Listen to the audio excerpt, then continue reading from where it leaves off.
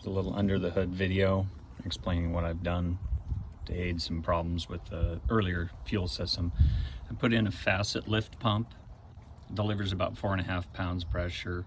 Not much, but these systems don't need a lot of fuel pressure for the delivery side. It's not like a Cummins or anything like that. This is the only pump on the market that lifts fuel up on as far as an electric pump goes. Most electric pumps only push. This one actually will pull and suck, lift, as they say. Also, one of the other aids I did to this, the original solenoid setup for the cold start system, I replaced it with this Cole-Hersey switch, which is good for 850 amps versus 250 amps, which causes, with the factory style, which causes constant cycling of the glow plug circuit.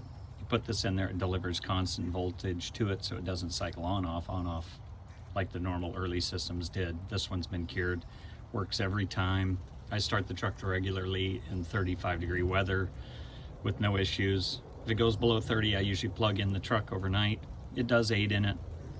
Most of these trucks don't have the system that works correctly anymore. This one still has the fast idle circuit, which I've described in one of the other videos, which kicks the truck up to about 900 RPM, 850 to 900 RPM for the cold immediate start. When the truck hits 110 degrees, it cycles off the solenoid, which is right here for the fast idle solenoid. My finger's on it. And when it warms up, it clicks that off. Idle returns down to 650 RPM that it's supposed to be at. I had the pump rebuilt by Pacific Fuel Injection. I have receipts for it. It was just 2 years ago that I did this. I guess a year ago, not 2 years ago, sorry. And they put the curve in it to meet the specs for the 94 turbo 7.3 IDI diesel that they made right before they came out with the Power Stroke. So that this has the right settings for the turbo, the Sidewinder bank setup on it. Most people just leave the stock curve in there. The pyrometer runs too high. They run the motors lean. They're just basically burning up the air that goes into it without the extra fuel going to it. So you don't really see any extra power by having the turbo on when you're under a load without moving the pump settings up. So this one's been curved for this turbo setup, and it works really well. Other than that, the air conditioning works great. It's all been serviced, it's all been updated to the R134. So it works correctly, it blows 46 degrees air out. That's why you see in the one picture that it's got a temp gauge that says 46 degrees on it. That's the temperature of the cold air coming out of it. It works great. Belts have recently been replaced.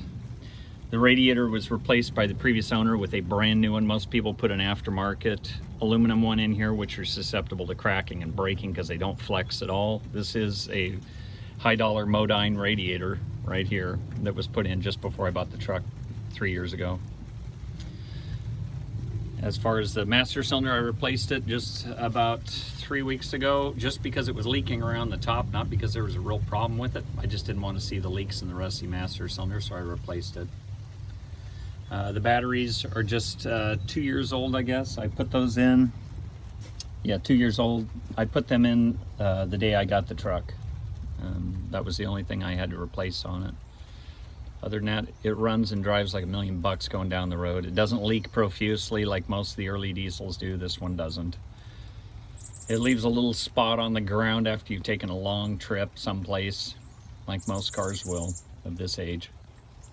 Other than that, that's it for about under the hood. Also has the little retractable light here on the coil. Spools up in there, so you can take it out and move it around if you have to look under the hood at night. Kind of a convenience option they put in these trucks. Other than that, that's it for under the hood.